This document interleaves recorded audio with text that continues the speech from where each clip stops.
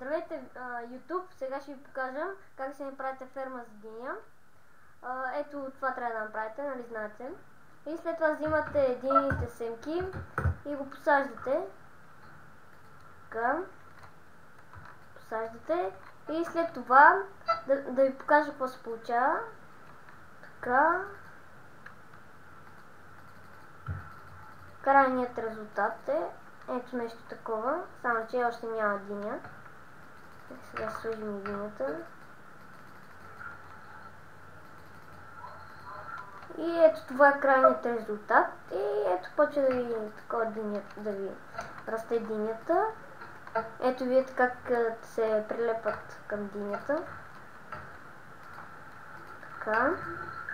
И ето, и след това вече си я чупите и си ръфате. Айде, довиждане, аз съм Марк Джи и до следващия път.